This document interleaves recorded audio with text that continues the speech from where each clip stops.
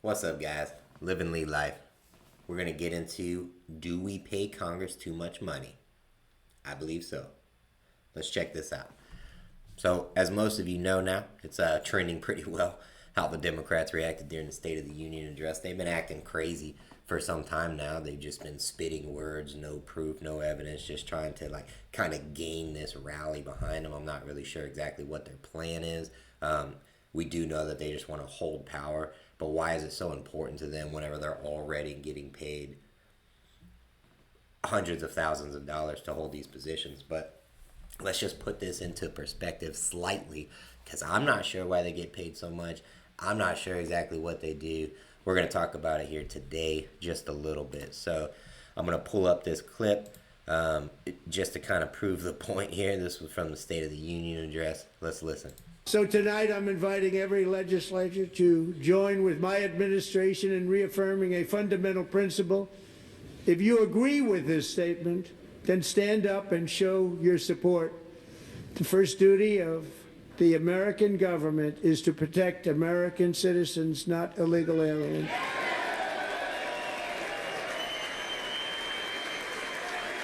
I think the key thing here is he says the fundamental principle.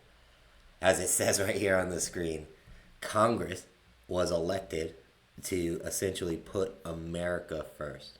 You're serving in the American government.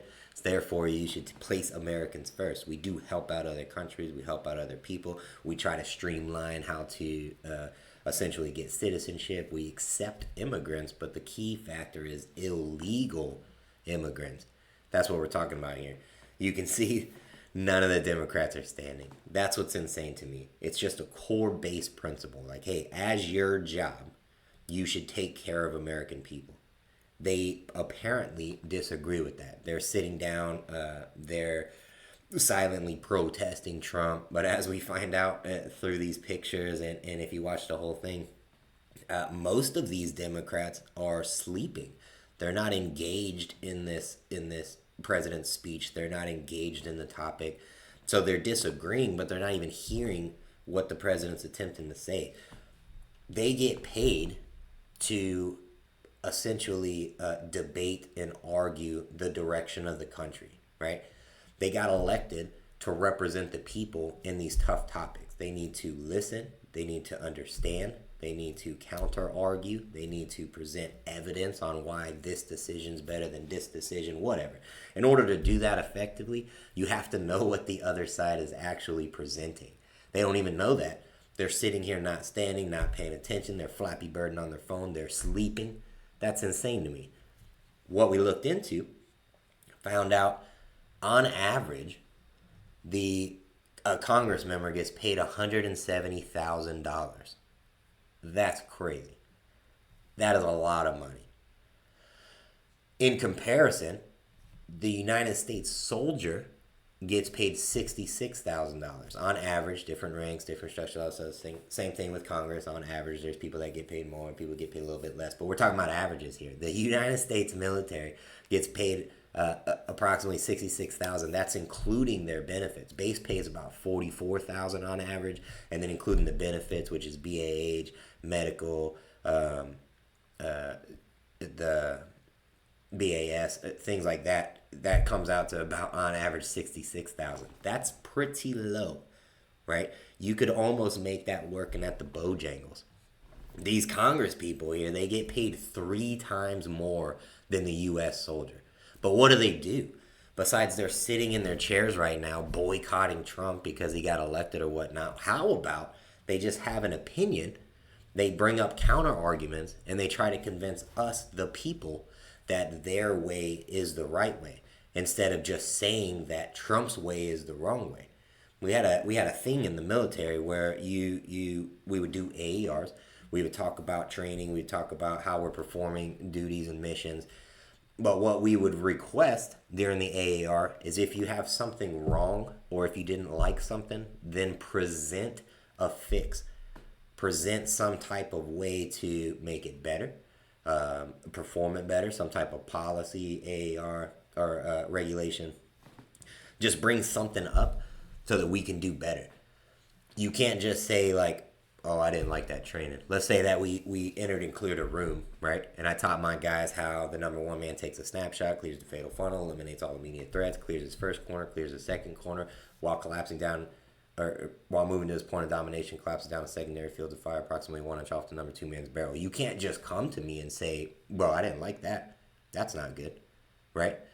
I would ask, why isn't it good? If you could present a counter argument, then we can have an effective communication. Maybe my way is not the best. What I do know is my way is the best that I've established or I've experienced to this point. You can bring up counter arguments. We can talk about it. We can maybe adjust. We can poke holes in your plan. But the Democrats aren't doing this, right? They're just like, well, I don't like Trump, which I'm still confused on why. I don't like some things that Trump's done, right? I'm not saying he's perfect. Nobody on this planet is perfect. What I don't understand is what he's done that's wrong. And I don't understand it because the Democrats aren't pointing it out. My question today is, what do they get paid to do? They're getting $170,000 on average a year to sit in a room and to shut down the government because they can't have open conversations. So they can't face these hardships, these tough topics. They tend to just run away like, well, I'm not going to talk about that. Trump's a fascist, and I'm not going to give you my time of day. But I'm just like, well, why is he a fascist? Let's make the country better. If Trump's doing so bad, let's talk about what he's doing that's bad, and let's do it better, right? So we can continue to be the strongest nation. That's insane to me. This is literally just insane to me that they would just sit there. They sat there during the presentation of the young Ukraine refugee who got brutally slain. They sat there through just all of these just humanistic presentations that really like touches the heart, and they didn't even care. They're Flappy Birding, they're sleeping, they just have no recollection of what they actually represent, and they're living very well. What could you do with $170,000 a year? How would that impact your life? To the U.S. military out there, let me ask you this. If your paycheck was doubled, how much better would your life be? That's crazy. But then you got people like this. Look, check this out. Check this out. You got people like this getting paid this much money. Watch this. People have asked whether or not I'm going to attend the State of the Union address. I'd rather stick needles in my eyeballs. This man is a pathological liar, and I'm not going to dignify this speech by sitting there after he tells one lie after another. These are not normal times. This is not business as usual, but I will be there to call it his bullshit on social media, so stay tuned. Oh, good.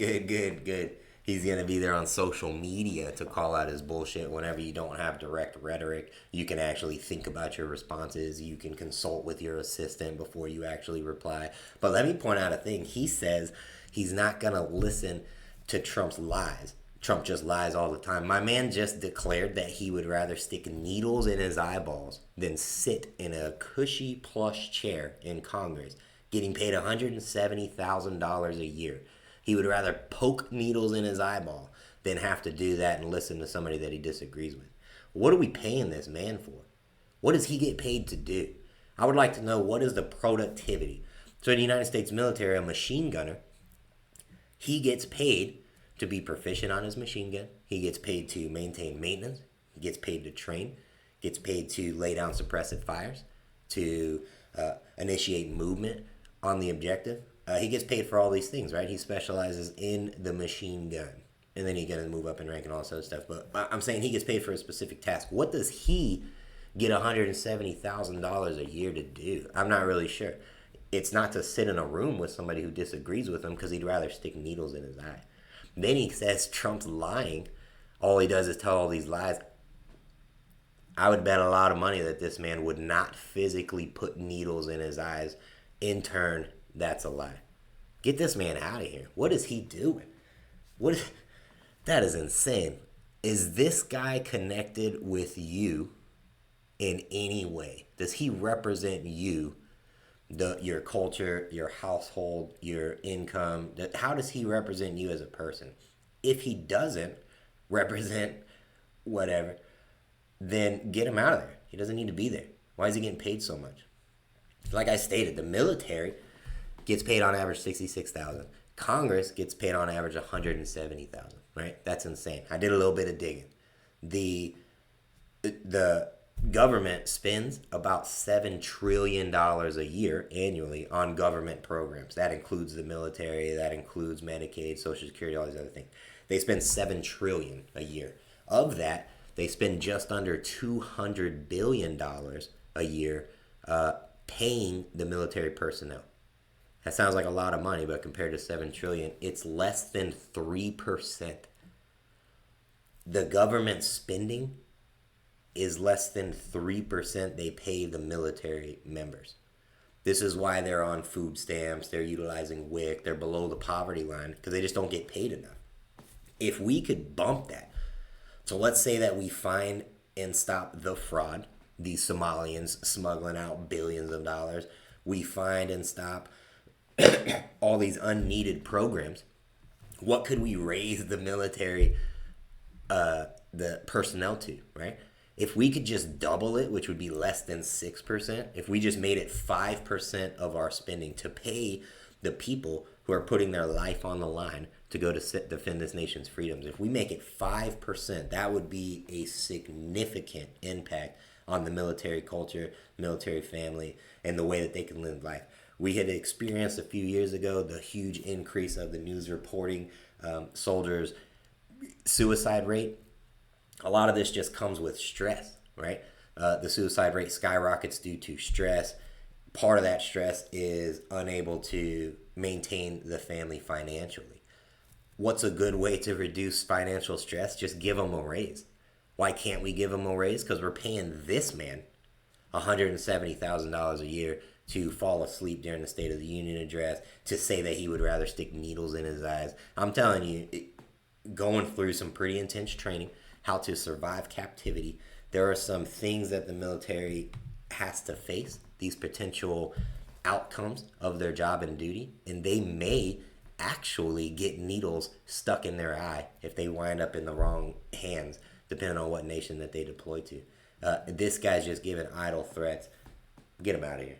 He doesn't deserve to be there. I would dock his pay, immediately fire him, put somebody else in there. To better explain this, let's watch some training, right? So these people that are falling asleep during the State of the Union, or they can't come to agreement because they don't want to face Trump because he has different opinions and all this other stuff, but they're getting paid a lot of money. This is what the soldiers below poverty are doing on a day-to-day. This is how they train to effectively fight and win our nation's wars. Let's look at this and see if they deserve their paycheck. So it looks like these people here are going to be doing some hand-to-hand type combat. I want to put out the fact their uniform. Pay attention to the uniform they wear. Obviously, I'm talking about the ACUs, the Army Combat Uniform, but the ACH, the IOTV, the vest, the weapon, the ammo, the bags that we'll see them carry later on, all this stuff weighs a lot. It's very hard mentally to carry all this weight because you're uncomfortable. But now you're physically exhausted because it weighs a lot. You're mentally exhausted because it's uncomfortable. It's creating pain on your shoulders. Your body's not meant to just carry all this extra weight consistently. And they're training or performing actions that need to save their life, their buddy's life, or win the battle actually against our nation's enemies during all of this. And they're getting paid about $60,000 a year. That's insane. Let's watch this.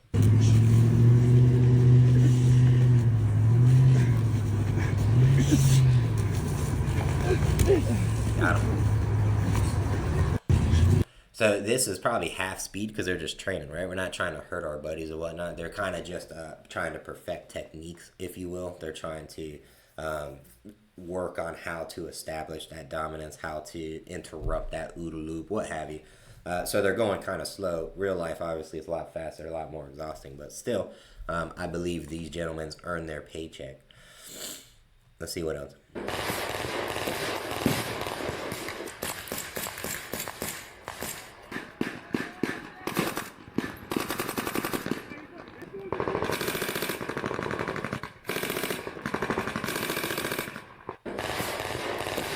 So this is what I'm talking about, all the gear. Look at all the gear that they have to lug around. It's obviously personal protective gear. It's not necessarily bulletproof, but it's bullet deterrent, depending on what level plates and all this other stuff. It can stop up to a 7.62 high velocity round. In most instances, it can take one shot. And they're just carrying all this weight. This is them just training. This is their 9 to 5, right? They went to work. They had to show up extremely early. They had to make sure that they drew all their equipment. They had to PMCS and dispatch the vehicles. They had to drive to the field. This probably started at like 04 in the morning so that then they could walk to the objective, get into position, now simulate this what looks like a complex ambush, just to train, right? And they're going to do it one time. They're going to get a quick AAR. They're going to try to fix their deficiencies. They're going to do it again and again and again. And this is what they do every day. Whenever they're not deployed, they're training for deployment. Again, getting paid $60,000 a year. That congressman, this gentleman right here, he's getting paid $170,000 to claim that he's going to stick needles in his eyes instead of listening to Trump speak. Pay me. Give me $170,000 a year. I'll listen to anybody speak, right? And then we can have differences. If you're paying me for this position, then I'm going to train myself on the topic. I'm going to look at how I can debate him. I'm going to be open-minded and listen. Maybe he's right on some things. Maybe he's not right on some other things. Maybe I need to assert dominance. Whatever, right? Like, this is what you get paid to do. And he's just like, I'm not going to do it, bro. I'm not going to go to the State of the Union. Then what do you get paid for, man? That's all I'm trying to say. Let's look at some more before we end this. Some CQB, okay. Look at the gear. That's what I'm talking about. Hold on. Look at this. Look at this gentleman here. Look at this war hero. What's his name? I can't see it. Maybe Magman. Looks like he has a broken foot. He's wearing a boot. He's still wearing his kit here. He's still wearing what looks like a plate carrier. Maybe it's just a bag, but he has his ACH on. He still showed up to work. He's still training. He's still running through these houses. He's still correcting deficiencies, right? This looks like, obviously, 10th Mountain doing some training. Climb to glory to the top. And he's got a broken foot. He's getting paid below the poverty line. Probably qualifies for food stamps. And he's just out here training our nation's soldiers with a broken foot. That's a shame. And this man's like, I'll stick needles in my Okay, a little close. Good shots, though. Good shots. You know, a little bit of CQB. Not the best, little, probably basic level. What is this? We'll watch one more. Trainee's getting after it. Okay. Pulling up in a striker. Got some suppressive fire. They're moving slow. They're training, right? These are trainees. You can tell that this is the walk phase. The military trains in different aspects, so they don't have full gear on. They're just trying to establish the basic principle because even the individual soldier has to understand the basic movement tactics.